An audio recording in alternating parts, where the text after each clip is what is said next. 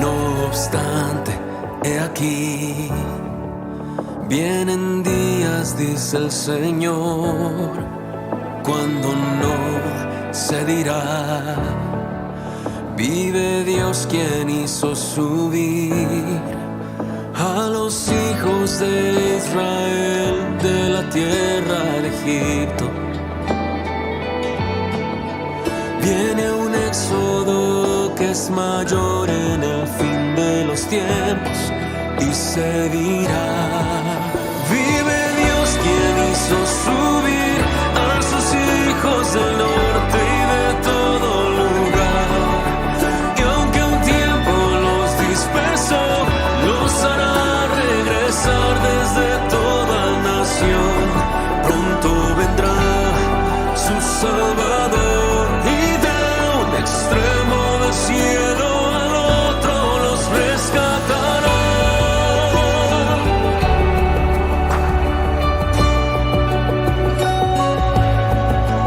No obstante, he aquí, vienen días, dice el Señor, cuando no se dirá.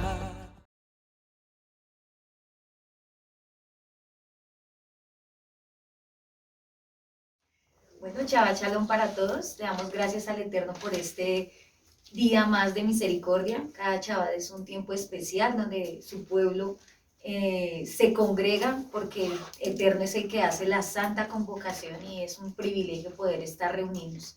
Y saludamos a todos aquellos que a través de YouTube nos están observando, están aprendiendo también acerca de todo lo que el Padre nos está instruyendo en su escritura. Y aquí desde la comunidad Llamas de Fuego para las Naciones en la sede Paipa damos gracias al Eterno y vamos a empezar con un estudio del capítulo 6 de Jeremías. Continuamos con el estudio del libro de Jeremías y hoy vamos a estar estudiando el capítulo 6. Shabbat Shalom para todos. Shabbat Shalom. Bueno, le damos gracias a mi Abba porque él es bueno. Y vamos a seguir con nuestro estudio del libro de Jeremías.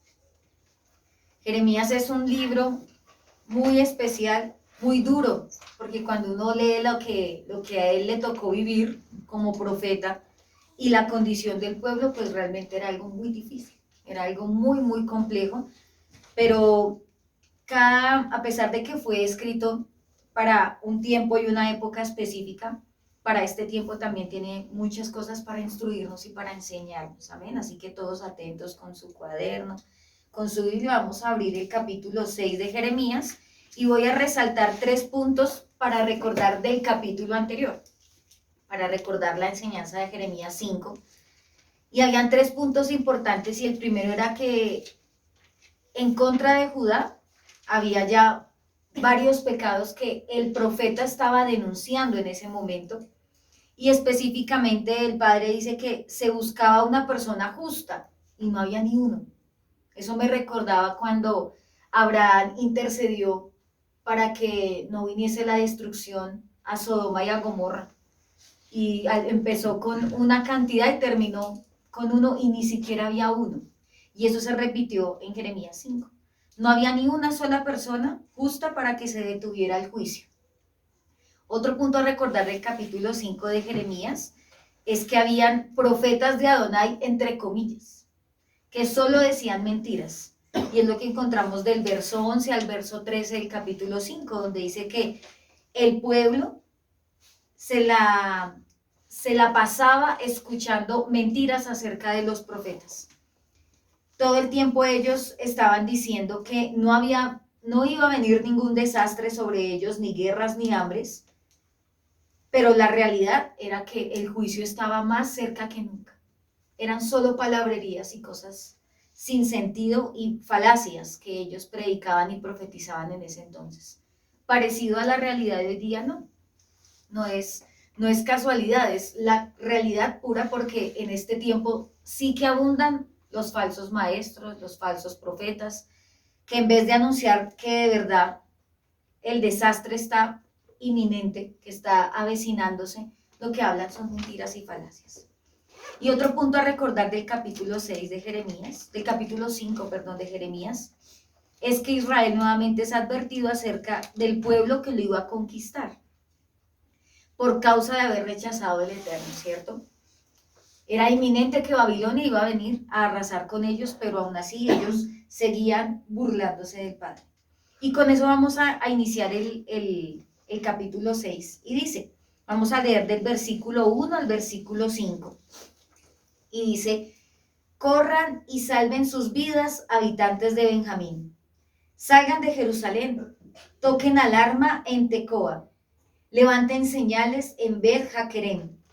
Un ejército poderoso viene del norte y trae calamidad y destrucción. Oh Jerusalén, tú eres mi hija hermosa y delicada, pero te destruiré. Los enemigos te rodearán como pastores que acampan alrededor de la ciudad. Cada uno escoge un lugar para que su tropa devore. Ellos gritan, prepárense para la batalla, ataquen al mediodía. No, ya es muy tarde. El día se acaba y caen las sombras de la noche. Entonces ataquemos de noche y destruyamos sus palacios. Vamos a detenernos ahí un momento. Y algo con la primera parte con la que empieza el primer versículo del capítulo 6 es habitantes de Benjamín, o en su versión de pronto dice hijos de Benjamín, ¿cierto? Huyan. El reino del sur de Judá comenzó cuando las dos tribus de Judá y Benjamín permanecieron fieles al linaje de David. Y eso usted lo puede encontrar en Primera de Reyes capítulo 12, para que lo lea en su casa. En los tiempos de Roboam y Jeroboam. Recordemos que cuando se dividió el reino, Judá y Benjamín ocuparon el territorio que corresponde al sur de Judá. Debido al lugar de la tribu de Benjamín, en el reino del sur, el Eterno se refería muchas veces a ella como solo Benjamín. Entonces, cuando escuchamos aquí en Jeremías que diga Benjamín, se está refiriendo al reino del sur también, a Judá. Y también porque geográficamente Jerusalén pertenecía gran parte al territorio de la tribu, que en este caso es Benjamín. Y también muchas veces se refiere a esa manera porque Jeremías era de la tribu de Benjamín. Entonces, por eso, si usted va leyendo y encuentra que dice habitantes de Benjamín, no es que solo se estuviera refiriendo a la tribu de Benjamín, sino hacía referencia a como tal a todo el sur, en este caso Judá. La idea era que antes de que el ejército asediara y rodeara y conquistara Jerusalén, ¿qué debían hacer ellos? Huir. Eso era una advertencia, pero fue algo que ellos no atendieron en el momento. Y en este tiempo algo que el Padre ha venido haciendo con nosotros es advertirnos de lo que va a ocurrir a futuro. ¿Y qué es lo que uno hace cuando el Padre advierte? Pues tomar cartas en el asunto. Si a mí me dicen, ojo porque en 4 días le van a quitar el agua, pues ¿yo qué hago? Recojo agua antes para que no me llegue el momento de la sequía. Algo así le estaba ocurriendo al pueblo en ese momento. El Padre les estaba advirtiendo lo que iba a pasar y lo que ellos tenían que hacer era huir, tomar cartas en el asunto. Pero vamos a ver que el pueblo era tan rebelde que aún sabiendo lo que les iba a pasar, ¿qué dijeron? Prefirieron quedarse allí en el lugar. Y aquí hay una expresión donde dice toquen alarma en Tecoa. Ese es el sonido del shofar. Pero también hay una parte donde habla, y está en la Reina Valera, y dice, hay una señal de humo, ¿cierto? ¿Me confirman? Sí, señora. Señal de humo. ¿En qué versículo, mi amor? El 1. El 1. Sí, esa señal de humo, y esto me pareció bien interesante, la señal de humo era un antiguo método mesopotámico de comunicación militar. Esto nos menciona, eso de las señales de humo se mencionan en unos escritos llamados las cartas de Laquis. Usted lo puede investigar, es algo muy interesante. De hecho, yo no lo sabía. Y dice que las cartas de Laquis eran unas cartas que precisamente no eran cartas, no eran en hojas como conocemos hoy día, sino eran unos escritos hechos con tinta de carbón que tenían inscripciones cananeas en hebreo antiguo plasmados en arcilla o en unos restos de fragmentos de recipientes hechos de arcilla, como vasijas, y ahí en eso roto escribían ciertos fragmentos. Y Laquis era una antigua ciudad de Judá ubicada estratégicamente en la ruta principal que enlazaba Jerusalén con Egipto. Y ya les voy a indicar por qué estoy haciendo mención de esto. Y es que estas cartas fueron escritas poco antes de que Laquis cayera en manos del ejército babilónico, o sea, lo que estaba ocurriendo en ese momento. Por eso cuando Jeremías habla de que había señal de humo, no era porque Jerusalén, en este caso Judá, levantara señal de humo, sino que la señal de humo era del ejército babilónico. Era una muestra de que el enemigo ya estaba pronto por venir. Es decir, los babilónicos hacían estas señales de humo para advertirle a sus pueblos vecinos que iban a ser conquistados y derribados. Y ni aún así ellos viendo eso, huyeron. Entonces, esos escritos de las cartas de Laquis hablaban acerca de eso. Contenían inscripciones en donde específicamente se hablaba acerca de el inminente asedio del ejército babilónico a manos del rey Nabucodonosor II, que eso ocurrió entre el año 588 al 586 antes del Mesías, durante el reinado de Sedequías, rey de Judá. Y eso también lo encontramos en el libro de Jeremías, capítulo 34, versículo 7. Se los voy a leer y dice, Jeremías 34, 7 dice, en ese tiempo el ejército babilónico sitiaba a Jerusalén, a Laquis y a Aseca, las únicas ciudades fortificadas de Judá que todavía no habían sido conquistadas. Entonces ahí estamos corroborando lo que nos habla la historia acerca de esas cartas, que ya sabemos que no son cartas, sino eran fragmentos de arcilla en donde escribían todo esto que estaba ocurriendo. Y miren que definitivamente, antiguamente para poder preservar los escritos era muy complejo. De verdad que eso me llevaba a entender que usted y yo somos muy privilegiados por tener la escritura. Porque anteriormente para poder conservar lo que hoy día está plasmado, además de que alguna particularidad de esas cartas de Laquis era que eran escritas con tinta de carbón. Significaba que no era algo que se preservara durante mucho tiempo. Eso se borraba con el tiempo. Y hoy día usted y yo tener la Biblia en la mano, eso es un regalo muy maravilloso. A pesar de sí, de las traducciones, aún de los errores de traducción que hemos aprendido, pero tenemos parte del rollo y eso es un regalo muy impresionante. Eso es un privilegio. Porque antiguamente como tenían que preservar la historia de esta manera, pues gran parte de ella se perdió. Ahora seguimos ahí en Jeremías 6 y ahí en el versículo 2 dice, oh Jerusalén, tú eres mi hija hermosa y delicada. En la Reina Valera dice, la bella y delicada hija de Sión, ¿cierto? Sí. ¿A qué hace referencia? Y recordemos que cada escrito profético, Jeremías, tiene mucho lenguaje en sentido figurado. ¿Qué quiere decir eso? Que utiliza cosas imaginativas, gráficas, para dar a entender algún mensaje. Entonces, cuando habla de que la bella y delicada hija de Sión, no es que se estuviera refiriendo a algo como algo hermoso, como si fuera una mujer, como si estuviera describiendo a una mujer, sino esta expresión hace referencia a la debilidad y la fragilidad de la nación del pueblo de Israel. En este caso, pues a Judá. Eran tan débiles y tan frágiles que el Padre les decía a través del profeta, son unas delicadas, como hoy día decir en el lenguaje coloquial, parece una niñita, ¿cierto? Tan delicada, tan frágil, pero era porque ellos no tenían la capacidad de enfrentarse a un ejército invasor. ¿Cuál era ese ejército? Babilonia. Y ahorita más adelante vamos a ver características de Babilonia. Entonces, continuamos y dice, el día se acaba, más adelante cuando dice, ya es muy tarde, en el versículo 4, el día se acaba y caen las sombras de la noche. Adonai le estaba recordando a Judá que el tiempo se acababa y pronto el ejército de Babilonia vendría a Jerusalén para destruir sus palacios. Estos invasores atacarían de noche, sin siquiera esperar el día.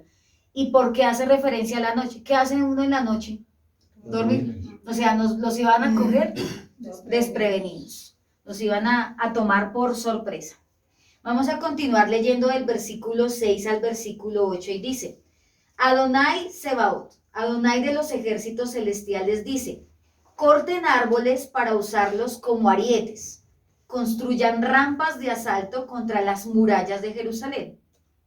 Esta es la ciudad que debe ser castigada porque es perversa hasta más no poder. De ella brota la maldad como de una fuente. Sus calles resuenan con violencia y destrucción.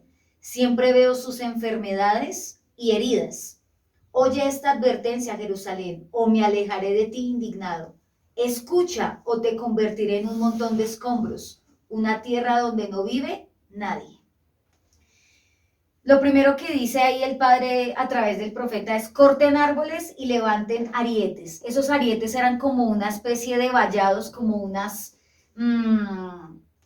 cercas, en sentido de que esto los iba a proteger, pero no eran sí que tuvieran que hacerlo, sino que tenían que salir huyendo, porque ya no había nada más que hacer ahí. Jeremías entiende y explica que el asedio que se avecinaba contra Jerusalén era una obra del Eterno. ¿Qué quiere decir? Y más adelante también lo vamos a ver. A pesar de que el imperio babilónico, y usted lo puede aún investigar en cosas de historiadores, a pesar de que ellos, por política y por geografía, era natural que ellos expandieran su territorio, esto no fue un plan político y geográfico, eso fue directamente una obra del Eterno. El Padre utilizó eso para traer juicio, porque a veces cuando uno lee la historia uno dice, no, pues es que el imperio mesopotámico tiene esa connotación y es la expansión territorial y política. Pero más allá de ser algo natural, el Padre utilizó esos asuntos naturales para traer juicio a una nación. Hagamos cuenta como lo que está ocurriendo aquí en nuestro país. El Padre está utilizando todas esas cosas políticas que está haciendo el gobierno con los impuestos, con los cambios de las leyes en la educación, en la alimentación, todo lo que está ocurriendo, y uno dice, no, eso es porque ese señor es con su doctrina política y está haciendo cosas para oprimir al pueblo. Pero nadie se está dando cuenta que detrás de eso está la mano del Eterno, ¿o no es así? Porque la palabra en Proverbios dice que el Padre corrige al pueblo cuando el corazón es perverso. ¿Y cómo lo corrige? A través de sus gobernantes. Entonces, sin pensarlo, la gente piensa que, o sea, la gente está creyendo en su corazón que esos son planes meramente políticos. Y todo lo que está ocurriendo, por lo menos aquí en nuestro país, es un juicio de Adonai. ¿Por qué? Porque Colombia dejó de lado al Eterno. Está ocurriendo lo mismo que aquí, como lo que pasaba en Judá. Cuando el Padre advirtió, ¿hace cuántos años el Padre advirtió? Antes de la pandemia. El pueblo que hizo, escogió gobernantes corruptos y ahorita estamos viviendo las consecuencias de esa corrupción. Escogió primero, por lo menos en la capital, a una sodomita, ¿cierto? A una mujer que netamente de frente, se fue de frente contra las leyes del Eterno, una lesbiana, y a eso sumémosle que más adelante, años después, pues, ¿cuál fue el presidente que se eligió hace poco? Una persona igual o peor. Y desafortunadamente todo eso hace parte del juicio del Eterno. O sea, a veces decimos, no, eso es porque tenía que venirse eso políticamente y porque vamos a terminar como otros países. No, eso es un juicio. Eso es un juicio del Padre. Y cuando hay ese tipo de juicios, ¿qué hay que hacer? Clamar y orar y ayunar, pero también huir. Y es algo que el Padre nos ha venido indicando al pueblo, y es, huyan ¿a dónde? Al campo, porque en la ciudad es donde principalmente van a venir los juicios. Entonces, mire que la palabra, a pesar de que fue escrita, miren, el 580 y pico, es una palabra que es para este tiempo también. Dice, toda está llena de violencia, está refiriéndose así al pueblo de Judá, cuando dice, de ella brota maldad como una fuente. Dice, toda, sus calles resuenan con violencia y destrucción. Y esta parte hace referencia a la falta de amor de Jerusalén, no solamente por el Eterno, sino por el cuidado y la preocupación del prójimo. Y más adelante, cuando sigamos estudiando Jeremías, vamos a encontrar que eran tan duros en su corazón que oprimían al huérfano, a la viuda, a los niños. Había un incremento en la violencia y la maldad, que por eso, a pesar de que el pueblo babilónico que iba a venir a conquistarlos era un pueblo cruel, era un pueblo que iba a arrasarlos, a pesar de todo eso, el padre les decía, ellos son violentos, pero ustedes son más violentos todavía, porque aun conociendo mi palabra, miren la forma en la que se comportan. Y recordemos la forma en la que fueron llevados, ¿no? Desnudos, con grilletes, con cadenas aún llevados de las narices, grilletes en las narices, vagando hasta llegar a Babilonia. ¿Y durar allí cuántos años? 70 años. Y más adelante vemos que aún así, muchos cuando pudieron haber vuelto, que hubo 3 viajes, ¿cierto? Con Zorobabel, con Esdras y con Nehemías, pudiendo volver, dijeron, no, nos gustó Babilonia, nos gustó ese tipo de cultura, igual a lo que está ocurriendo en este tiempo. Y por eso el Padre aquí les dice, oye esta advertencia o me alejaré de ti. Escucha o te convertiré en un montón de escombros.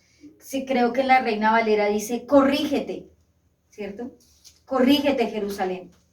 Y esa palabra corrección era, vuélvase de lo torcido de donde estaba. Enderezca sus caminos. Incluso dentro del anuncio del juicio está la invitación a recibir la sabiduría del Eterno y evitar la calamidad que amenazaba. Y definitivamente la misericordia de nuestro Padre es tan grande que aun cuando pronuncia un juicio, dice, si usted atiende el llamado a tiempo, la calamidad no le va a llegar del todo. Pero vemos que aquí ellos, pudiendo evitar la calamidad, ¿qué hizo? No quisieron huir, no quisieron atender el llamado, no quisieron atender la advertencia. Y vamos a continuar leyendo en el versículo del 9 al 12 de Jeremías 6 y dice, Adonai Sebaot dice, aún los pocos que permanezcan en Israel serán nuevamente recogidos, como cuando el que cosecha revisa cada vid por segunda vez para recoger las uvas que no se cortaron. Voy a parar ahí un momentico antes de seguir leyendo. Algo que hizo Babilonia era, ellos fueron inteligentes y como parte de su objetivo militar, político y geográfico de expansión, pues, ¿qué hacían cuando conquistaban naciones? Pues, engrandecer su reino. Y para eso necesitaban llevarse lo mejor de las ciudades que ellos conquistaban. Por eso se llevaban a quienes, a los jóvenes, a la gente robusta, a los príncipes, a todo lo que hubiese, a todo lo que les beneficiara a ellos. Por eso, ¿qué quedaba en las ruinas de Jerusalén? Las viudas, los pobres, los niños. Pero mire que el juicio era tan grande que aún así el Padre aquí dice, aún los pocos que permanezcan van a ser recogidos como el que coge y arranca la fruta y dice, arranqué esta uva, dice ahí. Por eso hay mucho lenguaje simbólico, lenguaje figurado, y dice, hay un racimo de uvas y uno dice, no, ya ese árbol está pelado, ya está todo cosechado, pero aún así si quedaba uno que otra uvita, uno que otro granito, iba a ser arrancado totalmente. Y eso significa que no iba a haber compasión ni con los menos, con los que más se debía tener compasión, ni siquiera iba a haber compasión con ellos, ni con niños, ni con adultos mayores. Así que nada se escapaba del juicio de Adonai. Sigo leyendo. Versículo 10. ¿A quién puedo advertir? Es una pregunta. ¿Quién escuchará cuando yo hable?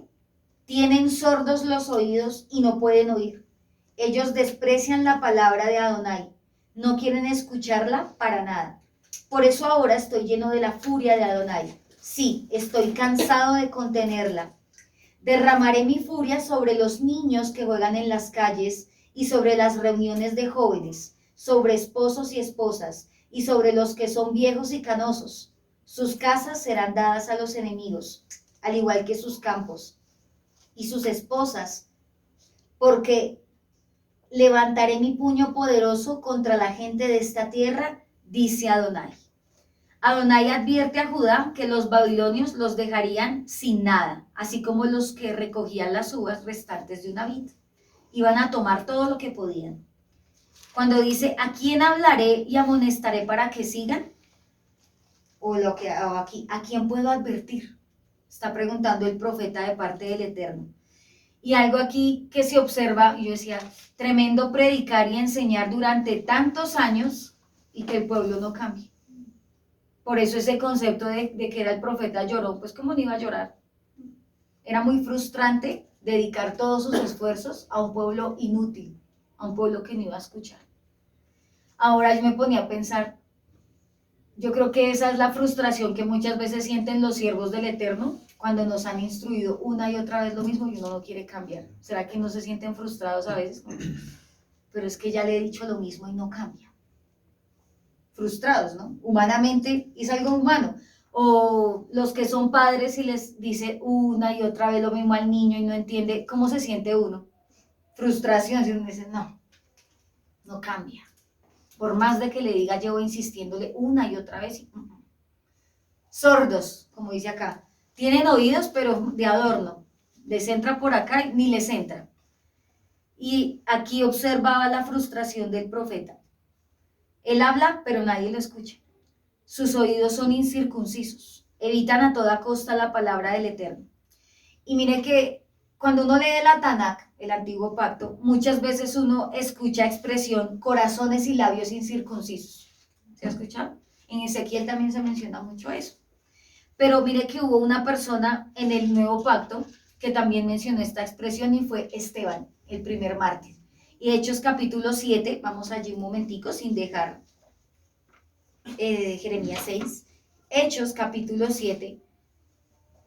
Y los que hemos leído ese capítulo, es tremendo porque es un discurso poderosísimo. El primer mártir, por hablar la verdad, Esteban, un joven lleno del Espíritu Santo y lleno de la palabra del Eterno, porque en un discurso hizo una caminata bíblica, ¿cierto? Hechos capítulo 7 dice en el versículo 51, pueblo terco, ustedes son paganos de corazón y sordos a la verdad. ¿Se resistirán para siempre al Espíritu Santo? Eso es lo que hicieron sus antepasados y ustedes también. ¿Qué dice en la Reina Valera, mi madre, por favor? Duros de cerviz e incircuncisos de corazón y de oídos. Vosotros resistís siempre al Espíritu Santo como vuestros padres, así también vosotros. Clarísimo lo que Esteban está diciendo ahí. Fue lo mismo que Jeremías tuvo que decirles al pueblo atrás. Y mire que aquí dice los antepasados. ¿Cuáles? Ellos, los que habían sido llevados cautivos, los que fueron desterrados, los que fueron prácticamente exterminados por completo y todavía seguían así, con una incircuncisión de corazón, de labios y de ahora de oídos. O sea, por ningún lado iban a atender.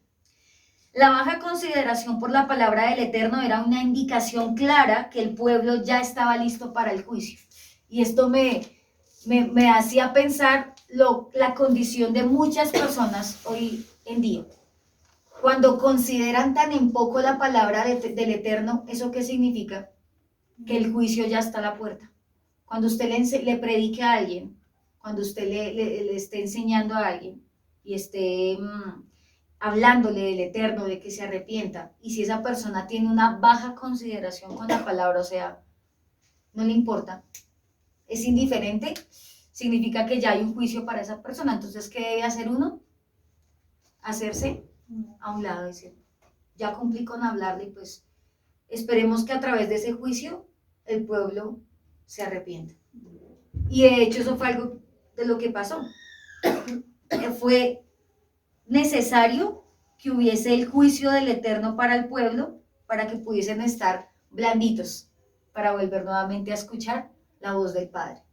¿Por qué como seres humanos nos gusta todo a la mala? ¿Se ha puesto a pensar? ¿Por qué pudiendo cambiar a la buena? Pero no. Como los niños cuando uno los corrige, que uno empieza con la advertencia, ¿cierto? Si la vuelve a hacer ya sabe, van 2. Van 3, y ya a la cuarta ya toca calentarles esa cola, ¿cierto? Porque, y ahí sí se queda quieto, ahí sí atiende, ahí sí, sí señora, o sí señor, porque toca esperar hasta ese límite para hacer caso, porque no hacemos caso a la primera, porque tendemos a tener el corazón, como decía el profeta Jeremías, y como lo declaró posteriormente años después, y que seguían en la misma condición. Esteban, ¿qué digo? Pueblo duro, terco, incircunciso de labios, de corazón, de oídos, porque pudiendo hacer caso, no, les gusta todo a la mala. Entonces, ojo cuando en su vida, amado, usted empieza a considerar la palabra del Eterno como en poco. Cuando a usted lo corrijan y a usted ya no le importe, cuando usted lo exhorten y cuando ya no se doblegue ante la presencia del Eterno, eso es porque ya el corazón se está endureciendo. Y cuando pasa eso es porque el juicio ya está tocando a la puerta. Antes de la caída viene la altivez del espíritu. Y Judas sí que era bien altivo, porque el profeta diciéndoles y ellos, ¿qué viene a hablar este? Estamos en nuestra mejor temporada. Y ya vimos lo que pasó después. Por eso era que la ira de Adonai estaba a punto de rebosar, como dice acá. Estoy lleno de la furia de Adonai, estoy cansado de contenerla. Y por eso dice, derramaré mi furia. ¿Sobre quiénes? Niños, jóvenes, viejos, mujeres. Y aquí dice aún, sobre la tierra. Creo que en la Reina Valera dice, sobre la heredad. Y es que eso es otro punto, amados. Cuando el Padre manda juicio, aún la tierra, los animales, los campos, los alimentos, tienen las consecuencias del juicio de los seres humanos. ¿O qué culpa tienen los animalitos, por ejemplo, cuando vienen esas catástrofes naturales? Tienen la culpa cuando vienen esos tsunamis. Por ejemplo, hace poco, el año pasado, que hubo esa temporada de verano tan cruel, que se incendiaba todo, ¿qué culpa tenía el campo de estar ardiendo? Ellos no tienen la culpa es del ser humano. Y la palabra es muy clara, cuando viene un juicio, aún la tierra gime la tierra también, en lo físico, espiritualmente también, pero físicamente también. Los animales, la tierra, todo alrededor está gimiendo. Sigo leyendo, versículo del 13 al 15. Dice, desde el menos importante hasta el más importante, sus vidas están dominadas por la avaricia. Desde los profetas hasta los sacerdotes, todos son unos farsantes. Ofrecen curas superficiales para la herida mortal de mi pueblo. Dan garantías de paz cuando no hay paz. ¿Se avergüenzan de sus actos repugnantes? Pregunta Jeremías. De ninguna manera, ni siquiera saben lo que es sonrojarse.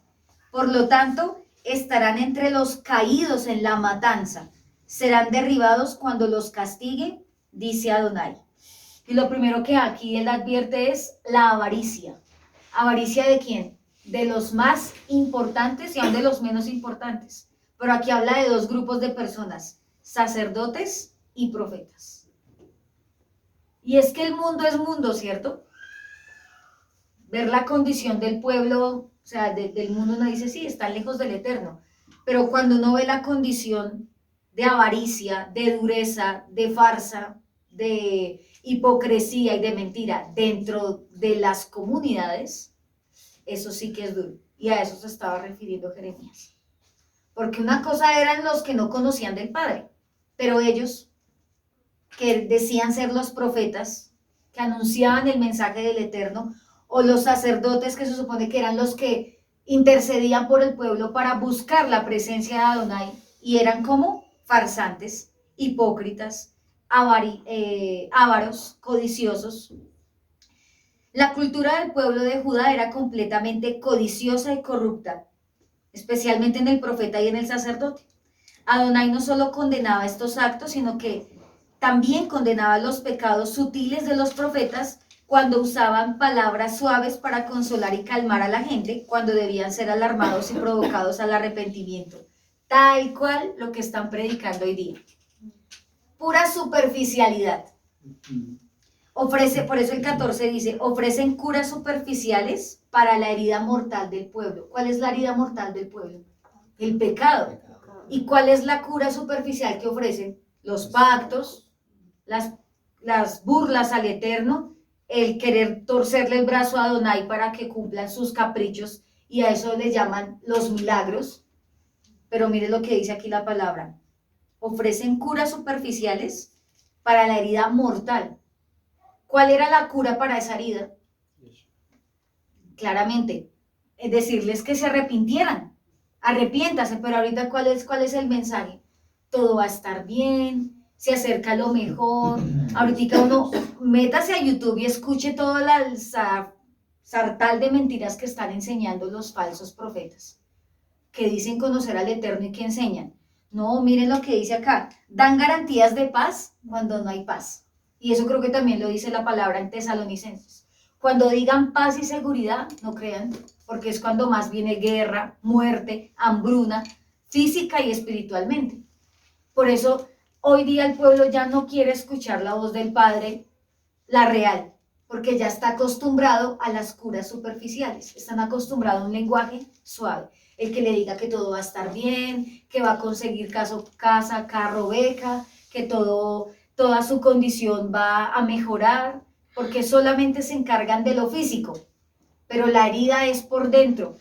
Por fuera el pueblo tal vez puede estar próspero, por dentro ¿cómo está? Podrido por el pecado. Por eso, siéntase privilegiado, amado, y lo digo con mucho amor, pero también lo digo con toda autoridad, y que en esta casa, en toda la comunidad Llamas de Fuego, no se dan curas superficiales. Se le da la yugular. Gústele al que le guste. Y si no le gusta, bien pueda, entonces vaya a un lugar donde le digan que es paz cuando no hay paz, ¿cierto? Yo digo que eso es un privilegio, que el Padre, en medio de tanta maldad, hayan siervos todavía que se levanten a decirle a uno la verdad en la cara. Porque para que nos digan mentiras, pues, para eso está el mundo. Pero que le digan a usted, mire, esa es su condición, cambie. Así lo hagan llorar, así le digan a uno hasta micos, como decimos acá. Pero es mejor eso. Es mejor que nos hieran con las mentiras a que nos hagan más daño, diciéndonos, que nos hieran con las verdades, perdón, a que nos hagan más daño con tantas mentiras. Entonces, miren las características de esos profetas y sacerdotes en ese tiempo, que son las mismas de ahora, y era ofrecer garantías cuando ya no había ninguna. Y por eso aquí el profeta estaba denunciando también eso. Dice, claro, utilizan palabras suaves para calmar a la gente, porque mientras Jeremías decía que venía muerte y destrucción, ¿qué decían los otros? No le crean, están exagerando. ¿Cómo me va a decir que va a venir muerte si mire cómo estamos? Estamos bien, estamos prósperos, y si llega a venir un ejército, nosotros tenemos también nuestro ejército para contrarrestarlo. Y sí, tenían un ejército, pero ¿cómo era un ejército? Un ejército de niñas, como decía el padre anteriormente, unas delicadas Jerusalén, o sea, débiles. No tenían ni siquiera la capacidad física en cuanto a ejército y armamento. Era como por ejemplo, un ejército pequeño, sí, enfrentarse a un ejército muy grande. Y creo que aún en lo físico, alguna vez creo que mi esposo me enseñaba que dentro de los ejércitos de la tierra, físicamente hablando, de los grupos del ejército más grandes y más fuertes, pues uno de esos está Colombia. Y pues cómo no, toda una vida batallando contra grupos armados, pues tienen que ser unos fuertes en eso. Y que por lo general mandan personas de acá que se han capacitado en las Fuerzas Armadas para enviarlos, por ejemplo, a la guerra en el Medio Oriente, al Sinaí. ¿Y cómo es esa guerra en el Sinaí? Una guerra a muerte. Entonces, hagamos cuenta en lo físico, tener que enfrentarse, por ejemplo, a ese tipo de cosas, pero con un ejército débil. Iban a ser exterminados.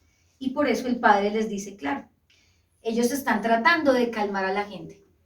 Y Jeremías por eso tuvo que vivir tantos azotes, persecuciones, apedreadas, todo lo que le pasó por decir la verdad. Ellos vendaban las heridas del pueblo como si no fueran graves. O sea, ¿qué quiere decir? Eran unos alcahuetas del pecado. Y ojo, amados, con caer en eso, ¿no? Ojo con hacer ese tipo de curas. Y usted dirá, no, pues yo no creo que caiga en eso. Pero cuando usted ve algo que está mal y no lo corrige, ¿cómo se le dice a eso? Una alcahueta. Porque teniendo la oportunidad y el deber de corregir, vendan las heridas como si no fueran graves. Ay, no, eso no pasó nada. ¿Pecó? ¿Mintió? Ay, no pasa nada. Algo superficial. Y por dentro la llaga purulenta. Les anunciaban paz en medio de la guerra, esos falsos profetas, y aseguraban a Judá que todo iba a estar bien cuando en realidad no era así. ¿Cuál era el mensaje que tenían que haber dado ellos? Teshuvá. Y que se prepararan para el juicio. O sea, arrepiéntanse, pero pues el hecho de que se arrepientan no significa que el juicio se va a quitar, porque ya el juicio era inminente. El arrepentimiento era para que salieran huyendo y no murieran. Si ellos al menos hubieran atendido a la voz, se hubieran salvado al menos en eso, pero ni eso. Y por eso aquí en el versículo 15 dice, no se avergüenzan de sus actos, y aquí hay una expresión en esta versión y dice, ni siquiera saben lo que es sonrojarse. Y esa expresión sonrojarse es sentir vergüenza, que se ponga uno rojito. ¿Usted se ha puesto rojito cuando le da pena algo, cuando se siente avergonzado por algo? Pues así el profeta les está diciendo, ni siquiera eso les da vergüenza. Esta es la clara actitud del cinismo, a pesar de los muchos pecados. Su funcionamiento de la conciencia estaba dañado. Por eso habla de que sus actos ni siquiera eran repugnantes para ellos. Jeremías, como predicador y profeta fiel, creaba un sentido de vergüenza en las almas de los hombres, de modo que exponía su corrupción ante ellos, y esto les hiciera sentir vergüenza por lo que hacían. Y sin embargo no ocurrió, por eso la frustración del profeta. Tanto que advirtió, ¿para qué? No pasó nada, no hubo un cambio verdadero en el pueblo. Y yo digo, uno de los llamados más fuertes de los profetas, duro el de Jeremías. Tantos años hablándole al pueblo y desgastándose físicamente, ¿para qué? Y pues uno compara de pronto con otros profetas y les tocó más fácil. Por ejemplo, Jonás, y aún así peleaba, ¿no? Jonás fue y tuvo que anunciar el juicio a Nínive, y el pueblo que hizo se arrepintió con una vez que fue. Y Jeremías más de 40 años hable y hable y hable y hable y hable. Muy frustrante, digo, Padre, guárdanos de un pueblo tan duro, que uno dígales y dígales y dígales y que no cambie. Uy, no, yo creo que eso, como dice el pastor, eso hace que cuelgue uno la Biblia, no los guayos, sino la Biblia, y que termine aborreciendo las cosas de mi Padre, porque, y uno dice, y aún así Jeremías amará al Padre con todo su corazón. Es decir, está bien. Hasta el punto que decían, ya no tengo nada que decir, ¿qué voy a hacer? Muy duro, un llamado muy difícil. Vamos a seguir leyendo. Vamos a leer el versículo 16 y 17, y pues este va a ser muy particular, ¿no? ¿Por qué? ¿Ya lo leyeron? Jeremías 6:16 es la palabra de esta casa. Y hoy tremendo, porque el Padre anunciar eso en ese momento y que rechazaran el camino. Y confiemos que ninguno que llegue a esta casa rechace el camino. Jeremías 6:16, 17 dice, esto dice Adonai, deténganse en el cruce y miren a su alrededor. Pregunten por el camino antiguo, el camino justo, y anden en él. Vayan por esa senda y encontrarán descanso para el alma.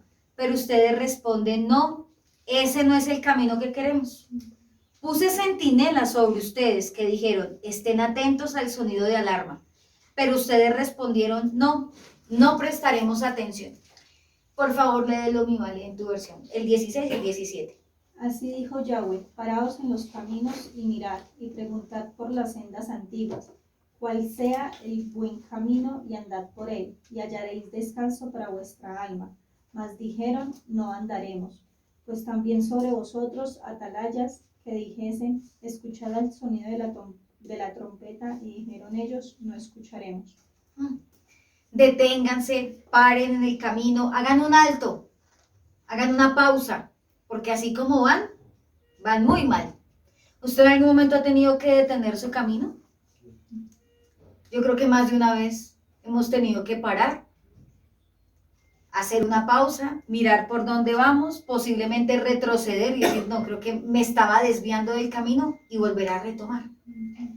A pesar de los caminos corruptos, Adonai ofrece una decisión de sabiduría para Judá, y era en las sendas antiguas o en las sendas de antaño, mirando su historia, sus antepasados, para aprender de lo que Adonai había hecho antes con ellos y a través de ellos. ¿El camino antiguo cuál era? Volver a los mandamientos. Es el de volver a los mandamientos. Y con eso, al arrepentimiento, a la reconciliación al temor y al amor al Eterno. Ese era el camino antiguo. Y hoy día, desafortunadamente, muchos desprecian ese camino de antaño, esas sendas antiguas. ¿Cómo están tildando hoy día la senda antigua? Como anticuada, como si fuera, como eso no es del tiempo actual, eso es para los viejitos. Y hoy día se atreven aún a decir que eso hace parte, o sea, que la senda antigua, eso es ser uno muy fanático. O sea, cumplir mandamientos es fanatismo, por favor. O sea, ese es el deber del pueblo de Israel, eso no es fanatismo. Buscar al Eterno en ayuno y en oración es fanatismo. Estar en arrepentimiento continuo, tener una vida intachable es fanatismo. Y es que casualmente esta semana me dio curiosidad un video que mi esposo estaba escuchando sobre unos proyectos de jóvenes que hacen en otros lugares. Y fueron como 2 minutos que escuché, yo estaba haciendo otra cosa, pero escuché, yo dije, perdóneme la expresión, yo dije, qué porquería de evangelio. Y uno va y mira y son los lugares donde más llenos están. Y salían jóvenes diciendo de qué manera tenían que ganarse a otros jóvenes. Decía, ¿cómo se tienen que ganar a otros jóvenes? Pues primero, no hablando tanto de la escritura, porque es que a los jóvenes no les interesa la palabra del Eterno. Ellos quieren solo el amor de Jesús, como le dicen ellos. Y no, pero entonces, ¿cómo uno se acerca al maestro si no es a través del autor de la palabra, cierto? Entonces yo dije, no, ya empezaron mal. Decían, bueno, vamos a dar algunos tips para conocer, para acercarnos y para que otros vengan. Entonces, déjalos que escuchen la música de su preferencia. Porque no, una cosa es cuando uno canta en la comunidad, pero afuera ellos pueden cantar la música de su preferencia. Cuando tú les digas eso a ellos, ellos van a tener la oportunidad de acercarse más fácil a Dios. No, o sea, yo decía, qué basura el Dios Santo.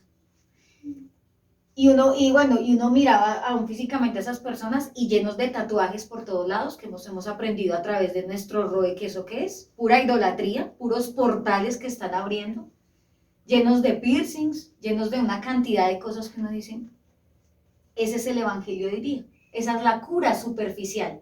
Y creen que porque llenan estadios, que porque llenan coliseos de jóvenes, ya, alcanzaron la salvación del Eterno. Y no es así. Eso es como esas campañas evangelísticas que hacen, ¿no? Las cruzadas grandes que dicen, se convirtieron 5,000, ¿se convirtieron a qué? Y con ese dogma horrible, con esa mentira de Satanás de la oración de fe, ¿no? Que si aceptas a Jesús como Señor y Salvador, Él escribirá su nombre en el libro de la vida y no lo borrará jamás. Mentira, porque la palabra dice que si pecan, serán borrados del libro de la vida. En Jueces lo dice. Entonces, ¿cuál es el evangelio que están enseñando ahorita? Vuelvo y digo, siéntase gozoso y privilegiado de estar acá. No, mire, esta casa no es la única casa que existe, no es la mejor casa que existe, porque no somos los mejores, pero como dice mi paz, tampoco somos los peores, ¿cierto? Porque usted dirá, uy, no, pero es que en la comunidad, y usted podrá criticar todo lo que hay en la casa. Pero yo digo, en medio de todo lo feo que haya, eso son bobadas comparado con lo hermoso que tenemos, que es la presencia del Eterno y la palabra. Y eso es lo que lo sostiene a uno. De verdad. Y uno se pone, eso que me quedó corta con la descripción que les hago de esa joven hablando en ese video. Porque creo que también mencionaba, bueno, aparte de la música mundana, que es permitida porque eso no importa, también la forma de llamar la atención de ellos era con cosas tontas del mundo, sin tener en cuenta que lo más importante era la palabra del Padre. Y pues, ¿cuántos likes tenía ese video? ¿Cuántas veces lo compartieron? Y todo el mundo, ay sí, aleluya. Esa es la gracia de Yeshua, el Evangelio Light. ¿Y cuántos likes y cuántos videos de la sana doctrina son compartidos? A veces yo me ponía a mirar el canal de nosotros y digo, Padre, los siervos se preparan para dar muy buenas enseñanzas y a veces solamente tienen hasta 20 visualizaciones. 20. Y eso me dice tremendo porque uno escucha otro sartal de mentiras y 1.000.000 de visualizaciones. Porque a lo bueno le dicen malo y a lo malo le dicen bueno. Porque el pueblo está acostumbrado a la cura superficial. Y uno dice, no, definitivamente estar en la senda antigua no es para todos. Porque esa senda antigua es sinónimo de camino estrecho. Como decía Yeshua, camino estrecho que conduce ¿a dónde? A la vida eterna. Y no cualquiera puede andar por él y no cualquiera quiere andar tampoco por él. Entonces hoy día todo el mundo habla de la senda antigua y uno, usted haga el ejercicio si ya lo ha hecho, no hay que volver a la senda antigua. Ay, usted es un viejito religioso, usted es todo fanático, como les dije ahorita. Cuando lo que el Padre les estaba diciendo era, devuélvanse al camino de la sabiduría. ¿Y cuál es? El del temor a Adonai. ¿Y cuál es el temor a Adonai? Guardar sus mandamientos. Que ni eso se sabe. Usted vaya a una iglesia y pregunte cuáles son los mandamientos. No robar, no matar y ya, se detienen en eso. Y no, bueno, hablemos del cuarto mandamiento, hablemos del Shabbat. Bueno, está bien, hablemos del quinto, honrar a padre y madre. Menos, ¿cierto? Es que ni siquiera el primero que lo tienen distorsionado. ¿Cuál es el primero? Yo soy Adonai, tu Elohim, que te saqué de la tierra de Egipto. Y para ellos el primero es, no tendrás dioses ajenos. Hasta eso está distorsionado.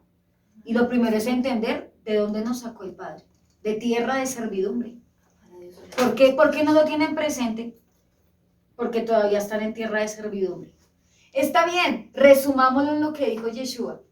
Porque entonces ellos, como solamente les gusta el evangelio del Brit Hadashah, la Tanaj no la cogen para nada. Entonces, listo, Yeshua también dijo que él no vino a abolir la ley, vino a cumplirla y a completarla. ¿Qué dice el evangelio acerca de lo que mencionaba Yeshua de los mandamientos? Si me aman, guarda mis mandamientos. ¿Qué más decía? Amar a Elohim sobre todas las cosas y amar al prójimo. En esto se resume la ley. Claro, los 4 primeros para el Eterno y los otros para el prójimo. ¿No estaba cumpliendo ahí lo que fue dicho en Sinaí? En Devarim, en Shemot 19 y 20. Ahí está descrito, en Éxodo. Y entonces, ¿por qué dicen que esa senda antigua es la de los viejitos? Pues porque no están cumpliendo mandamientos. Cuando el Padre les decía, deténganse, miren, pregunten, era porque tenía beneficios para el pueblo. A pesar del juicio, el Padre tenía beneficios. Desafortunadamente ellos no lo entendieron. Para beneficiarse de las sendas antiguas, Adonai les dijo que tomaran su posición. Eso era lo primero. Y cuando les digo tomen su posición es cuando les dice paraos en los caminos. O cuando dice acá en esta versión, deténganse en el cruce. Era tomar la posición de hacer un alto y decir, bueno, si durante toda mi vida he caminado mal, pues voy a mirar qué camino tomar para empezar a caminar bien. Luego les digo que buscaran, que es cuando les dice, miren a su alrededor. Si el Padre les dijo que buscaran era porque habían otro tipo de caminos, ¿cierto? Porque es que si solamente hubiese un camino, pues todos andarían por él. Pero es que ahorita hay un sinfín de caminos. Y eso es lo que hace parte de la agenda de los últimos tiempos. Y es la unificación de las religiones, ¿cierto? Nosotros no somos una religión, nosotros somos el pueblo de Israel. Pero está la unificación de todo eso. ¿Cómo es la unificación? Que no importa tu camino, todos los caminos conducen a Dios, ¿cierto? Entonces al final de los tiempos, y ya lo estamos viendo, el llamado ecumenismo. Los católicos, los cristianos, los budistas, los hinduistas, los del Islam, los judíos, también ahí entran ellos, los testigos, los adventistas, los bautistas, los presbiterianos, los mormones, y me quedo corta con la lista de religiones que no son del Eterno, y todo eso que dicen es, nos vamos a unificar porque todos servimos al mismo Dios. ¿Sí? ¿Cómo no? Mentira, mentira. Y es que, mire, yo me acuerdo que una vez alguien de mi familia decía, ay no, yo le respeto su religión, usted respéteme la mía. Al fin y al cabo servimos al mismo Dios. Y en ese momento yo no entendía porque pues yo era muy ignorante. Y yo así, mentira, ¿no? Porque aquí el Padre dice, miren el camino, o sea que habían otros, tenían que buscar el camino correcto. ¿Y cuál era ese camino correcto? El de la senda antigua. Luego que preguntaran por ellas, ellos debían andar por ese buen camino, porque aquí dice, pregunten por el camino justo, y anden en él. Significaba que debían tomar una decisión de verdad, desear andar por ese camino. Significa que no cualquiera, amados, quiere andar, o sea, no todo el mundo está apto para estar andando por ese camino, porque dice que es un camino justo. Y si es un camino justo, ¿cómo debe ser el que camine por él? Un justo, un sadik, como hemos aprendido. Una persona íntegra. Por eso, claro, al andar por ese camino de integridad, muchos dicen, no, esto está muy duro, porque es solamente corrección, integridad, santidad, obediencia. No, yo prefiero un evangelio más suave. Yo prefiero la superficialidad. Luego de que preguntaran por ellas, debían desearlas y andar por ese camino, para que posteriormente andaran por ellas, es decir, que realmente obedecieran y siguieran a Adonai, como lo indicaba su palabra en los días pasados, porque dice acá, anden por ese camino antiguo, por el camino justo, vayan por esa senda, y acá hay una parte muy bella, y encontrarán descanso, ¿para qué? Para el alma. Descanso para el alma. Esa era la recompensa por buscar, ver y caminar por la senda antigua. Y es lo que hoy día nosotros tenemos. ¿O su alma no está en descanso? ¿No? ¿Ninguno? ¿Todos están aquí turbados? No. ¿Chicharrones? Sí, problemas, como todo. Pero una cosa es tener el alma turbada. ¿Qué turba más el alma sino estar lejos del Padre o el mismo pecado? Una cosa es estar uno afligido por alguna situación, ¿cierto? Uno dice, sí, estoy un poquito triste, pero eso no hace que su alma esté en agonía o esté turbada. La turbación de espíritu que habla, por ejemplo, de Deuteronomio. Eso sí, eso es algo que no. Eso significa que nosotros, al andar por este camino, tenemos un regalo maravilloso, y es el descanso de la Neshama, del alma divina, del alma que está conectada con el Creador. No de la Nefesh, que la Nefesh es el alma natural, el alma animal, la de los instintos. Pero si su alma en este momento está en Neshama, está conectada al Creador, entonces, ¿cómo está esa alma? En descanso, en reposo, a pesar de lo que pase. Que uno dice, uy, Dios mío, tengo muchos chicharrones, pero yo confío en ti, Padre, yo estoy en descanso en mi alma, ¿cierto? Hallar descanso para el alma era la recompensa. Y ahora yo le pregunto, ¿con qué podemos igualar ese regalo? Porque yo conozco personas que tienen mucho dinero, pero andan turbadas en su espíritu. Porque yo estoy segura que la mayoría de aflicciones del pueblo es por la plata. Porque no tengo trabajo, o porque tengo, pero el trabajo me oprime. O porque estoy enfermo, o porque necesito comprar, pero no tengo, porque estoy endeudado, entonces para poder pagar abro otro hueco y me sigo endeudando. Esa tiende a ser la aflicción del pueblo. Pero yo decía, en realidad no es el dinero, porque yo tengo una persona muy cercana a mí últimamente, de mi trabajo, que tiene un sinfín de dinero, pero no dice, anda turbado en su espíritu, que aún el tono de su voz es de aflicción, de angustia, de ira, porque ¿cómo actúa una persona afligida? De mal genio. La ira es una característica de la turbación en el alma. La ira constante, de estar todo el tiempo amargado y enojado. Una cosa es que te enojes por alguna situación, porque somos humanos, ¿cierto? Pero andar todo el tiempo con cara de 38, eso es amargura, eso no es normal. Y eso es porque el alma no ha hallado descanso. La expresión descanso para el alma, ¿quién? A ver, recordemos quién más dijo eso. Yeshua. Mateo 11:29, por favor. Dice, llevad mi yugo sobre vosotros y aprended de mí, que soy manso y humilde de corazón, y hallaréis descanso para vuestras almas. Yeshua habló de la senda antigua. Dejar nuestro yugo para tomar la carga del Mesías, que era ligera y fácil. No significa ese fácil en algo literal, sino que Él llevaría nuestras cargas. Y que la carga que yo llevaría, ¿cuál sería? No la misma con la que yo entré. No de mi pecado, no de mi aflicción, de mis chicharrones, de mis inmadureces, de mis deudas, de mis enfermedades, sino cuál era la carga. Porque cuando habla de tomar el yugo, es voy a hacer su voluntad. Porque a veces pensamos que tomar el yugo es, uy, qué pereza de la comunidad, eso es un yugo. No, eso es su pereza, esa es su aflicción. No, cuando Yeshua dice, toma mi yugo, es decir, voy a hacer tu voluntad, te voy a seguir, y con eso soy consciente de lo que me implica seguirte, a precio de muerte. Acá dice en esta versión. Sí, señor. Dice, lleven mi yugo sobre ustedes y aprendan de mí, que soy manso y humilde de corazón, y encontrarán reposo para sus almas. Aprendan de mí, dice Yeshua, que soy manso y humilde de corazón. Yeshua fue afligido hasta el último momento, hasta la última gota, para darnos ejemplo de que podemos seguir en este camino.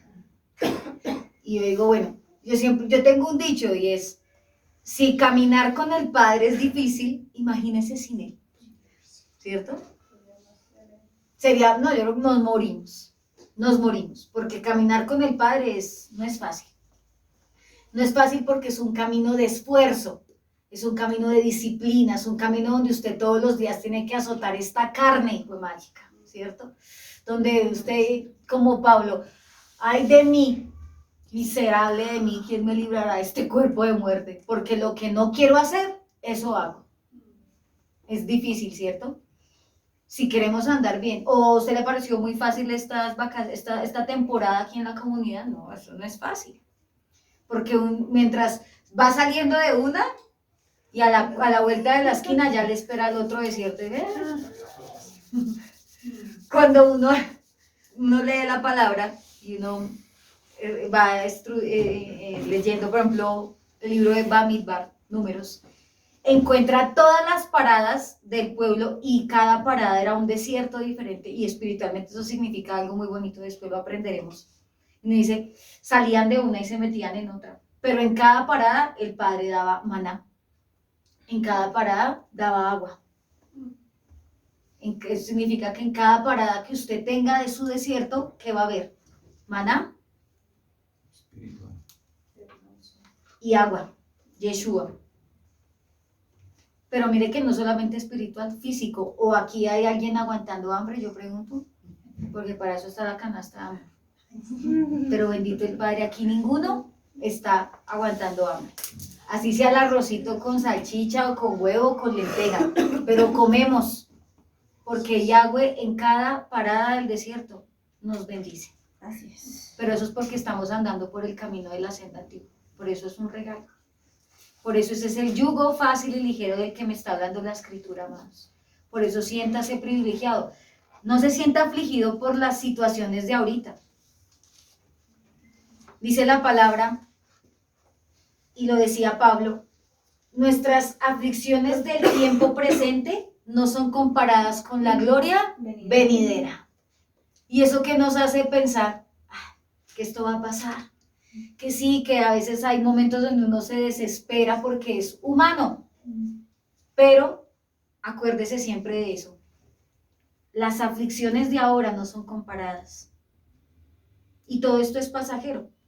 ¿Por qué cree que es tan duro el camino? Pues porque nosotros estamos peleando por un precio incorruptible, que es la gloria eterna.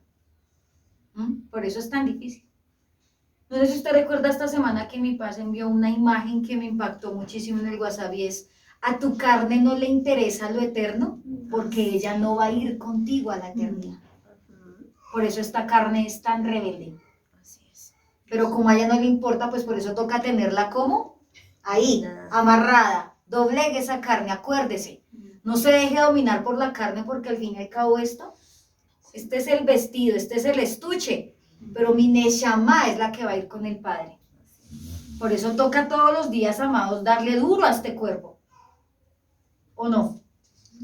Usted no le dé tregua a esta carne, amado. El día que usted medio se emblandezca, el día que medio le dé por mirar por otro camino, como el pueblo de Judá, ahí está el babilónico que lo va a gobernar y lo va a azotar duro.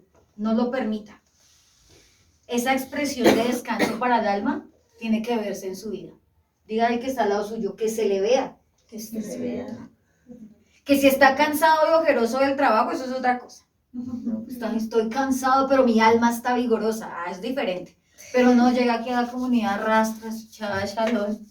Y el Shabbat Shalom, que es el día del reposo, imagínense, el reposo del alma. Y llegan todos, bueno, dice, listo, llegaron mal, pero que salgan igual. No, Dios mío, frustración, como Jeremías. Este pueblo, ¿qué le pasa? Que no nos pase el conciso, no, ese no es el camino que queremos. Porque ¿qué dijeron ellos? No andaremos. Pero ¿qué dijimos nosotros? Sí andaremos. Y por eso estamos aquí andando. A pesar de la instrucción y de la invitación que Adonai le dio a Judá, ¿qué hizo ellos? Rechazaron la sabiduría de la senda antigua. O sea, rechazaron al Mesías, implícitamente. Rechazaron la Torá, los mandamientos. Rechazaron todo lo que el Padre había hecho desde antaño. O sea, en pocas palabras, ellos dijeron, a mí no me importa que tú seas el Elohim de Abraham, de Isaac y de Jacob, porque esa es la senda antigua. A mí no me importa lo que tú hayas hecho en el pasado, Padre. A mí no me importa que hayas abierto el mar en dos. A mí no me importa que hayas dado agua en el desierto. A mí no me importa que hayas estado con los descendientes de David. A mí no me importa, Padre. Yo no quiero ese camino. Y al rechazar eso, ¿a quién estaban rechazando? Al Mesías en el futuro y al mismo Padre. Por eso cuando el pueblo o una persona rechaza el camino, mire todo lo que está rechazando. Cuando alguien te dice, no, gracias, yo no quiero saber de su Dios, ¿a quién están rechazando? Por eso usted no se sienta triste cuando alguien le diga que no. Que a veces dice, a mí no me gusta ir a evangelizar porque todos me rechazan. A usted no le están rechazando. No se preocupe, la gente hace cosas, no le hace cosas a usted, ¿cierto? No se sienta mal. Ay, no, es que a mí me hacen el feo. ¿A quién le están haciendo el feo? A ver, seamos espirituales, veamos más allá. Usted es un emisario en ese momento, usted es el mensajero de Adonai y dice, arrepiéntase. Ay, tan mentiroso, tan chismoso, no se meta. Ay, no, bueno, está bien, yo cumplí, me sacudo. Chao, voy a enseñarle a otro. No lo están rechazando a usted. Y en este caso ellos, entonces miren a quién estaban rechazando. A todo lo que implica la palabra del Eterno. Versículo de 18 y 20. Bueno, perdón, en el 17 hablaba de que estaban atentos al sonido aún de la alarma. Y aún así ellos dijeron, no queremos prestar atención. Esa expresión era ese sonido de alarma que era el juicio venidero. Y aún así ellos ni queremos andar por el camino, porque a pesar de la instrucción y de la invitación, no quisieron. En ese momento habían centinelas, o en otra expresión también en tu palabra puede decir atalayas. ¿Quiénes eran esos centinelas o atalayas? Los que estaban en los lugares altos, en las torres de control, de vigilancia allá. Y si venía alguien enemigo, ¿qué hacían? Y según el toque sabían si era un enemigo o no. Y espiritualmente eran los profetas y los sacerdotes. Pero ¿cómo estaban esos centinelas? Como leímos anteriormente que estaban llenos de codicia y eran farsantes. Entonces, pues claro, pero en medio de todo había un buen centinela. ¿Cuál era? Jeremías. Jeremías era el chofar para ellos en ese momento. Y aún así, tampoco escucharon. Ahora sí, versículo 18 al 20 dice, por lo tanto, naciones, escuchen esto. Creo que en la Valera dice, oye tierra, ¿cierto? Por lo tanto, naciones, escuchen esto. Tomen nota de la situación de mi pueblo. Escucha toda la tierra. Traeré desastres sobre mi pueblo es el fruto de sus propias intrigas, porque se niegan a escucharme. Han rechazado mi palabra.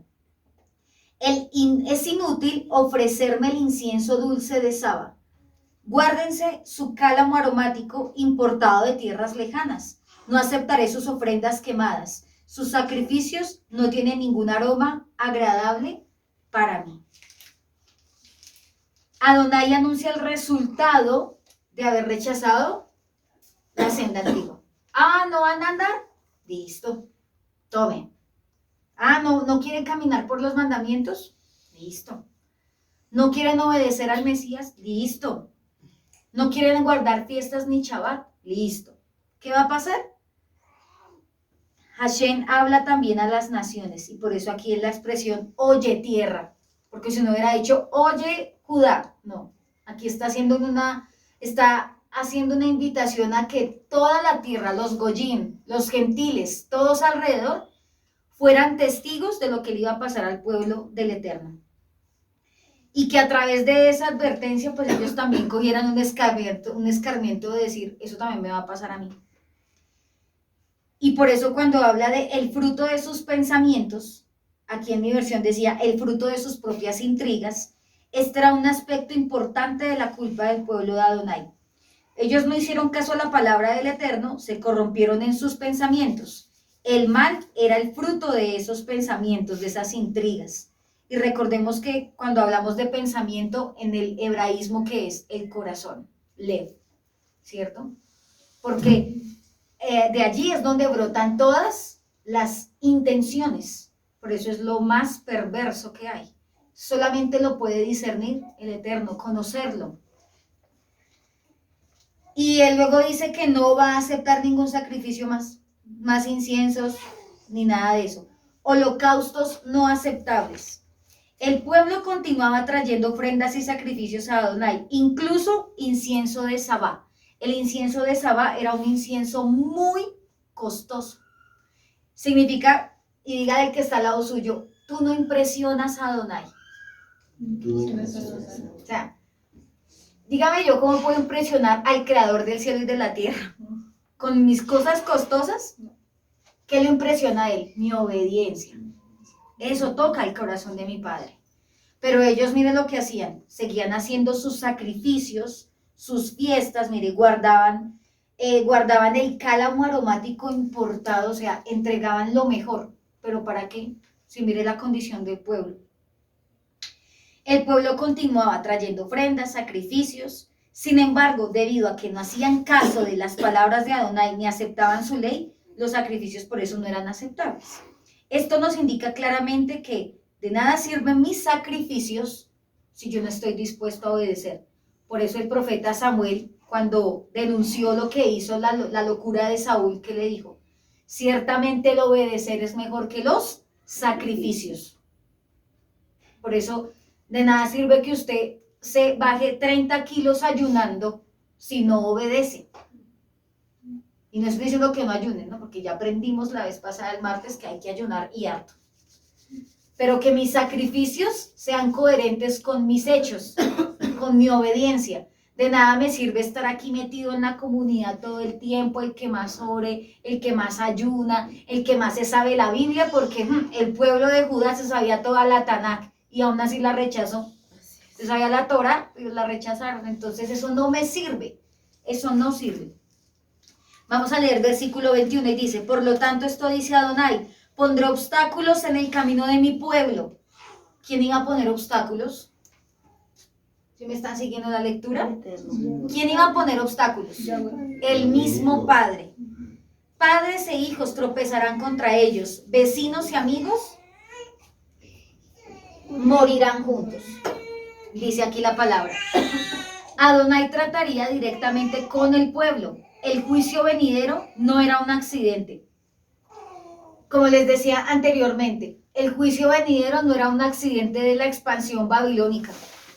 Geográficamente usted puede mirar en internet cómo era toda la expansión geopolítica del Imperio Romano, la antigua Mesopotamia, hoy día Irak, imagínense, es la nación de Irak.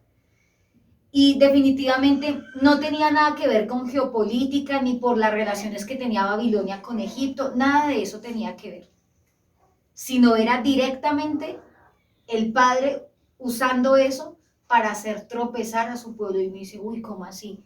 ¿El padre quería ver al pueblo destruido? No, pero ya había un juicio. Si hubieran hecho caso anteriormente no hubiera pasado eso. ¿Cuál era la piedra de tropiezo? ¿Cuál era el obstáculo en el camino de ellos? Babilonia. Babilonia iba a ser el instrumento de juicio de Adonai. Era la herramienta que el padre iba a usar para corregirlos a ellos. Y nadie se iba a escapar, porque ahí dice padres e hijos, vecinos, amigos, nadie se iba a escapar del juicio venidero. Y mire que este punto es bien importante, amados, porque yo le pregunto, ¿qué cosas puede usar el Padre para corregirnos? Lo que sea, hasta un asno, un burro como con Balaán, ¿cierto?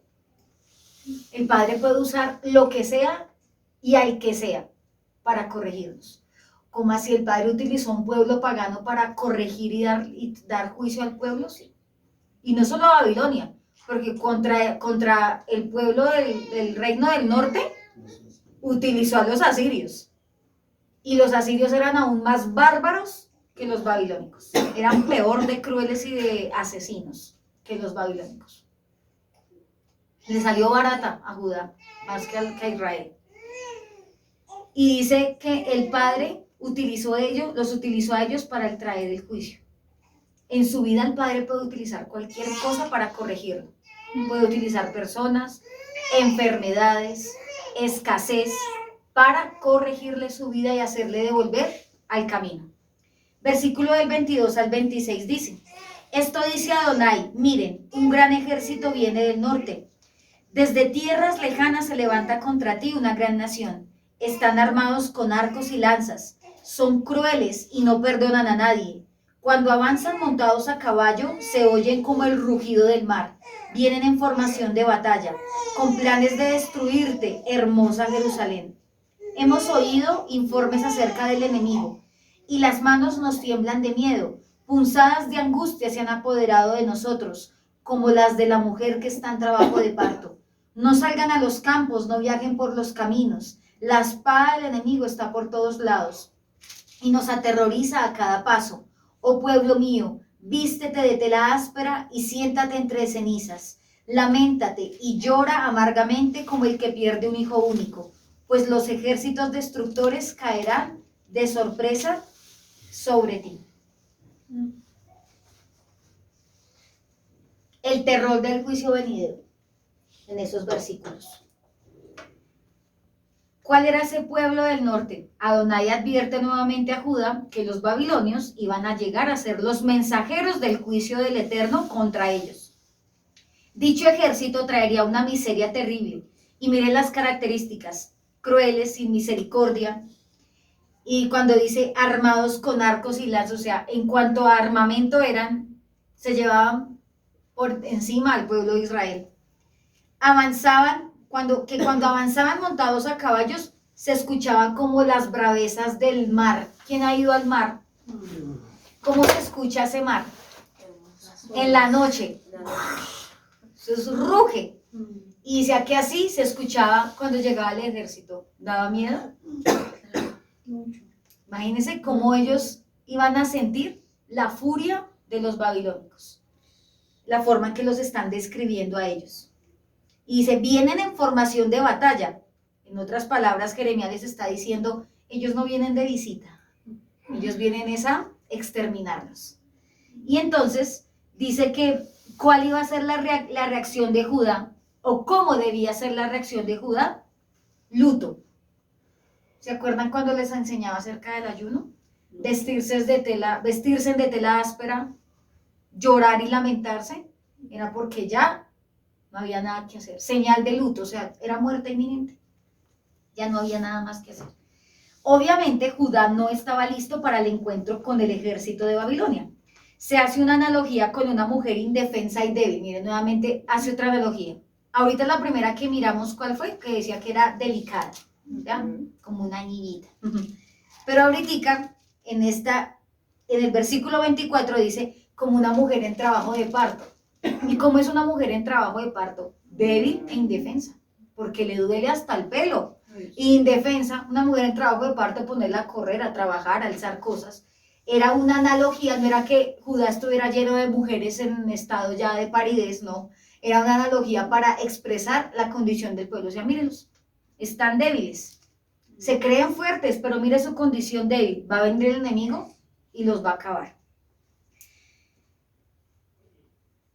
Así estaban ellos ante un ejército poderoso y totalmente equipado. Los babilonios crearon, esto es una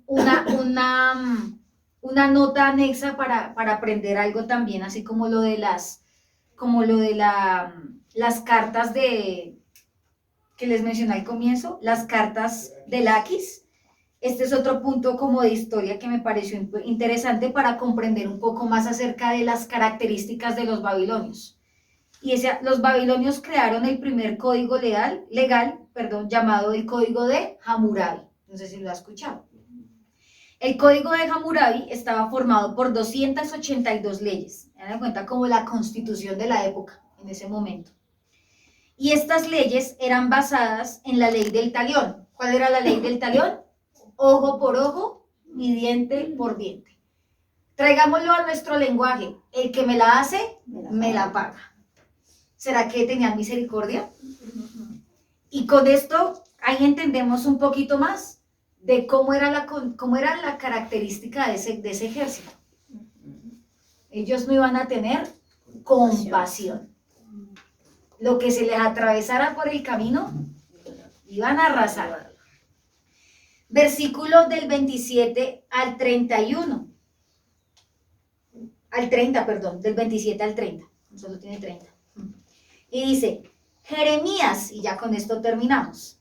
Jeremías, te he hecho probador de metales, para que puedas determinar la calidad de mi pueblo.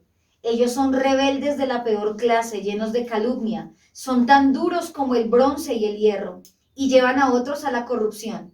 Los fuelles soplan las llamas con furor para quemar la corrupción, pero no los purifica. Ya que su perversidad permanece, los marcaré, plata rechazada. Ese era el título. Porque yo, Adonai, los desecho. El pueblo de Adonai es juzgado, así como el metal es probado. En lo que acabo de leer, en mi versión dice, Jeremías, te he hecho probador de metales. En la Reina Valera dice, te he puesto por fortaleza de mi pueblo, o probador de metales, por fortaleza te he puesto en mi pueblo.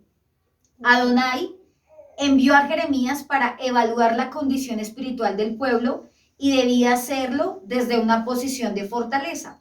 Es decir, la obra del profeta era como trabajar el metal. Debía probar y refinar los metales preciosos. Esto también es una figura, es un sentido figurado, o sea, una analogía de algo que ocurría en lo literal, algo muy gráfico, muy ilustrativo para enseñar la condición del pueblo.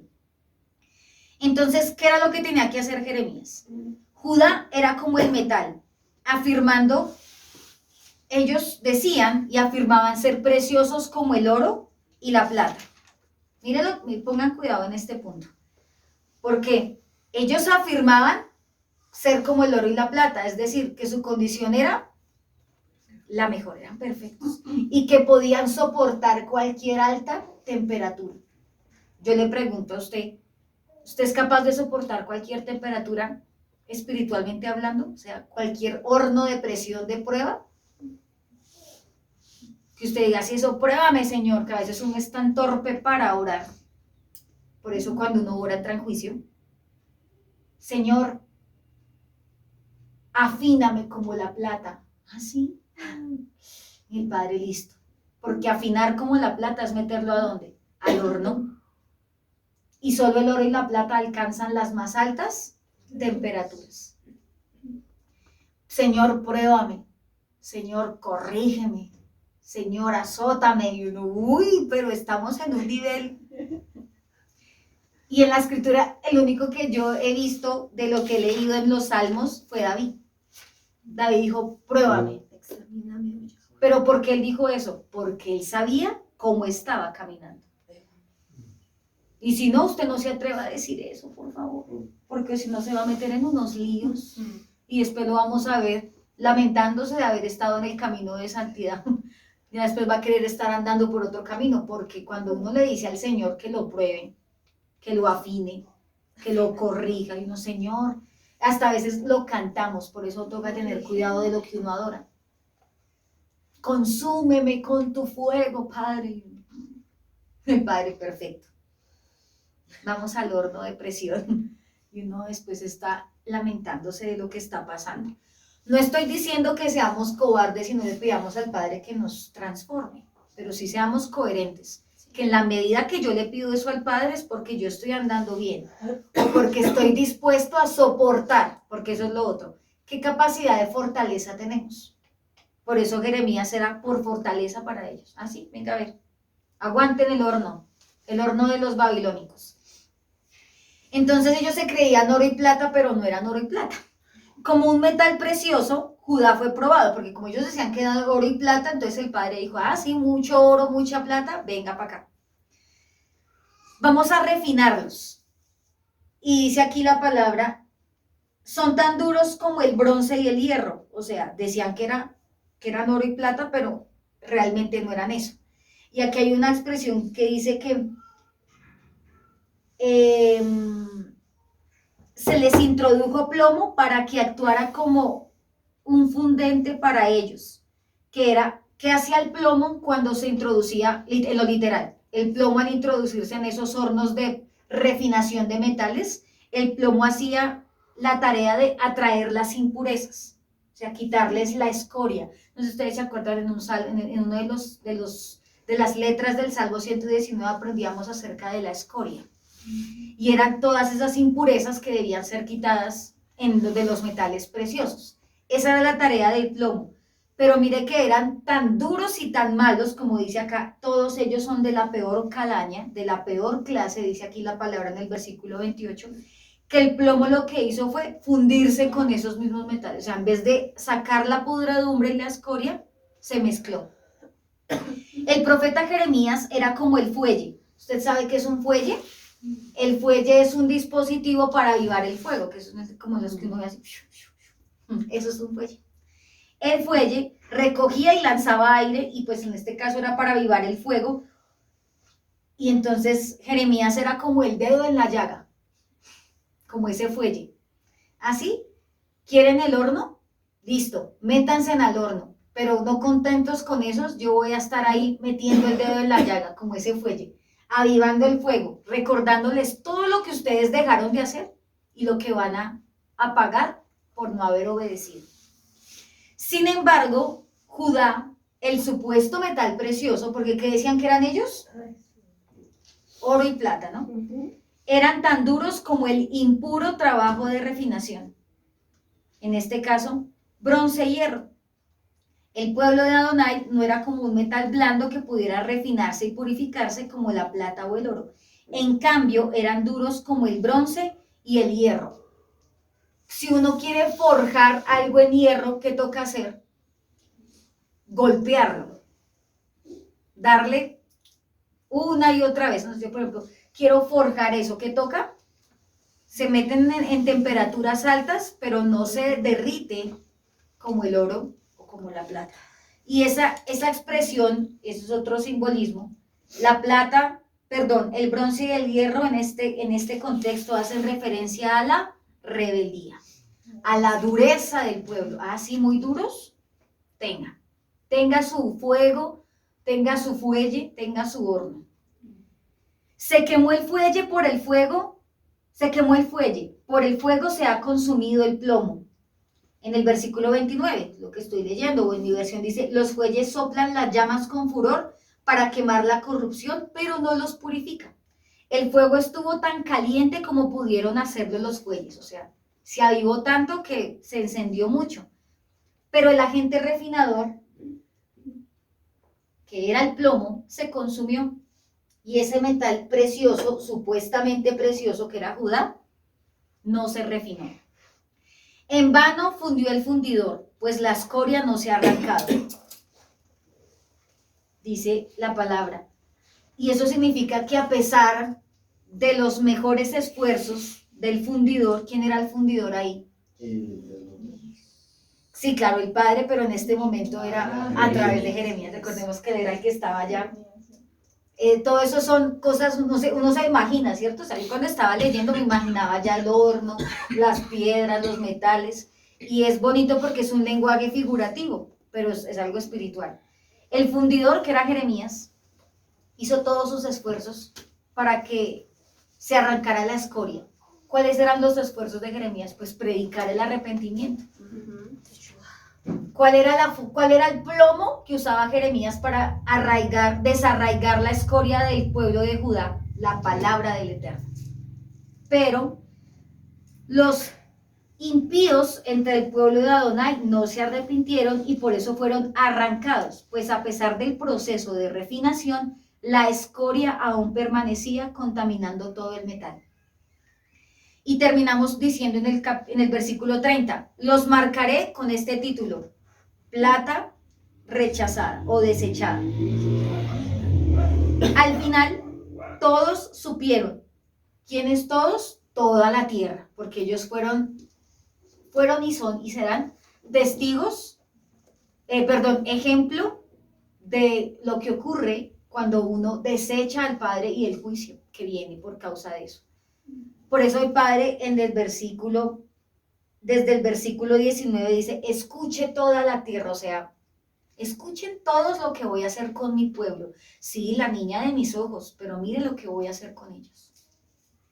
¿Por qué? Porque se apartaron de mí. Y si el Padre, pues yo meditaba y decía, si el Padre no tuvo compasión con el pueblo amado de él, con la niña de sus ojos, ¿será que tendría compasión o misericordia, por ejemplo, con un pueblo gentil? Claro que no. Entonces, definitivamente, al final todos supieron que Judá fue desaprobado y rechazado por Dios. Y en el sentido de librarlos del juicio, que era la idea con el proceso de refinación, no se logró. ¿Qué hizo Adonai? Los rechazó. ¿Qué pasaría donde el Padre a usted le diga, eres desaprobado por mí? Eres rechazado, porque está lleno de escoria. A veces pensamos que como ya las manifestaciones del Padre, no porque Él no quiera, sino que ya no son las mismas que antes, ¿no? Como cuando el pueblo pecaba, ¿qué hacían? Se abría la tierra, ¿cierto? Si alguien estaba pecando en el campamento, eso era evidente, todo el mundo se daba cuenta porque se le ponía la cara blanca, y no precisamente de la santidad, sino de la lepra. Era evidente, ¿cierto? Cuando el pueblo pecaba era evidente. Ahora, era evidente no solamente por las cosas las cosas que les pasaba, sino por lo que tenían que hacer para erradicar la escoria. ¿Qué debían hacer? Matar. Por ejemplo, la palabra en Levítico habla de que el que deshonra a padre y madre, que muera irremisiblemente. Así dice. Dice, si tu hijo o tu hija es un borracho, dice así la palabra en Vallicrá, en Levítico. Dice, sácalo del campamento y apedréalo. ¿Qué pasaría donde todavía eso estuviera existiendo ahorita? Uno dice, uy, qué crueldad, pero no habría pecado. Pero ni aún así, porque por allá en esos pueblos de la ley del talión, en Irak, en los países árabes donde se rigen todavía por códigos como el código Hammurabi, del ojo por ojo, allá uno cómo sabe que alguien era ladrón, porque está mochito, y lo digo con mucho respeto, porque le cortaban la mano. Uno dice, ay, ese está discapacitado o fue mutilado, no porque tuviera alguna enfermedad, ese era un ladrón. La forma de darnos cuenta y de que en ese momento, en ese entonces, o aún hoy día, se evidencia el pecado del pueblo. Pero hoy día no, porque como es la superficialidad, entonces por fuera lindos y por dentro podridos, llenos de escoria. Por eso vuelvo y pregunto, ¿qué pasaría donde el Padre diga, este pueblo ya está rechazado? Que el Padre nos guarde de que Él nos diga eso, amados. Porque Él puede desaprobarnos en muchas cosas, que diga, tú como padre estás desaprobado, como padre físico, por ejemplo. Tú como siervo eres desaprobado. Como hija eres desaprobada. Ya no hay nada que hacer. Eres plata rechazada. Y uno dice, ay no, padre, es muy cruel. Por eso a muchos no les gusta este tipo de mensajes, porque uno dice, el Elohim del Tanakh es muy duro, y no es así. Es un Elohim justo. Ese atributo es muy bonito, pero al mismo tiempo es muy duro. La Sedaká de Adonai. Adonai Sidkenu. Adonai justicia nuestra. Duro ese atributo. Porque el Padre a cada uno da según corresponda, según su merecido. Y Judá recibió su merecido ¿con quién? Con Babilonia. Nada que hacer. Y ahí termina el mensaje de Jeremías capítulo 6. Mensaje duro, ¿cierto? Me dice, no, este pobre profeta sí le tocaba, pero duro, Dios mío. Me dice, Padre. Y así nos va a tocar a nosotros. Una y otra vez. Dígale al pueblo que cambie, que vuelva a la senda. Parados en los caminos y preguntad por el camino antiguo. Y que el pueblo diga que quiere hallar descanso para el alma, pero con sus condiciones, ¿no? Ay, sí, yo quiero shalom, pero a mi manera. Tampoco sirve. Entonces, amados, esto nos enseña, aparte de todo lo que aprendimos, definitivamente a permanecer en el camino. Es la mejor decisión que tú y yo pudimos haber tomado. Pero permanecer es un camino de dificultad, porque no es fácil. El que le diga que servir a Adonai y seguirlo es fácil, no le crea, porque todo es un esfuerzo. Y una cosa es decir que el camino es difícil, pero a pesar de lo difícil, es agradable, porque tiene una recompensa.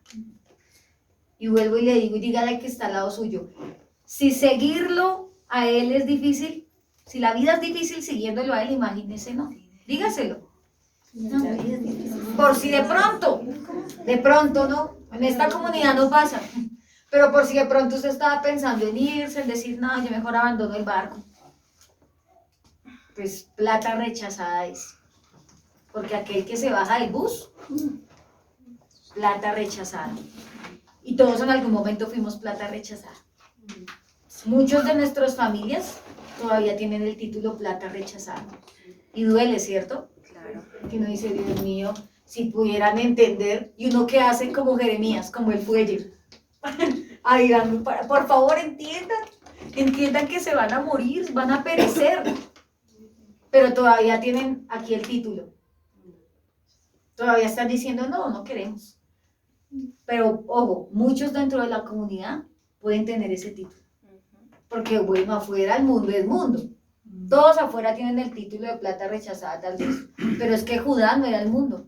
Judá era el pueblo de Adonai. Significa que este mensaje es para los que están también dentro de la casa.